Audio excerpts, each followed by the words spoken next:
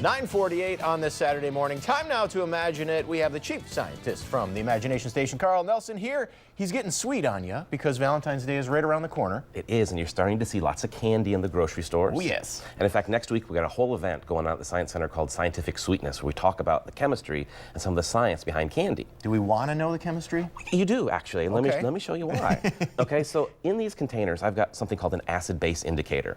Right now I've got bottled water in there, so it's pH neutral, pH 7. Not acidic, not alkaline. Right. And we're going to test some candy. You know, you see these little heart things around, yeah. right? Grab all those. Grab a whole all handful of of them. those. Toss them in our first container. Okay. Let's just see what happens. Here we go. Dump them in.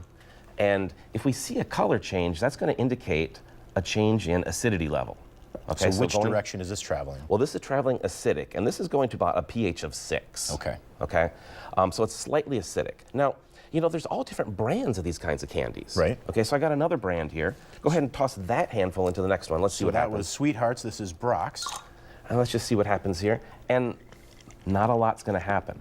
And the difference here is these guys add citric acid to give that tart flavor. These guys don't. And you'd ask, why do we care? Well, any acidic thing you put in your mouth and you leave in for a good amount of time is going to dissolve your tooth enamel. Oh, and yeah. you can't get that back. Right. You're taking a visit to the dentist. Cavities. Okay.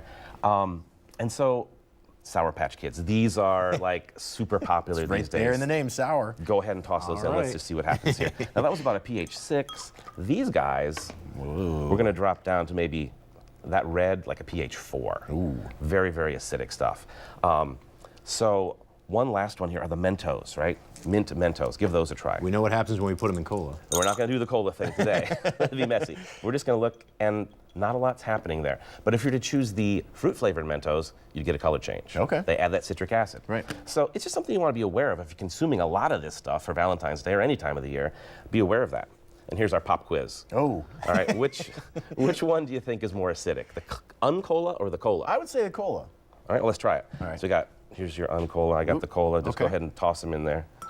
It's got to be the citric acid, right? And yeah. Typically clear sodas are more acidic Really? than these guys. Citric acid versus phosphoric acid.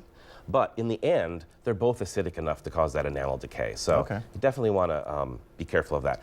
I'll put a link on our website of a report that was done about tooth decay, all based upon acidity of candies and sodas. It's really interesting. All right. So We'll keep that in mind when you're out buying those candies for your loved ones. Imagination Station is open from Tuesday to Saturday, 10 to 5. You're open on Sunday, tomorrow from noon to 5, and today already open. we are, Just and about. Lucas County residents 12 and under get in free today with a paid adult admission, and we have dinosaurs. Oh yeah, the dinosaurs. Don't forget the dinosaurs. All right, the guitars are coming. The guitars are coming soon. All right, thanks very much, Carl Nelson. That's this week's Imagine It. Let's turn it now over to Dave with sports.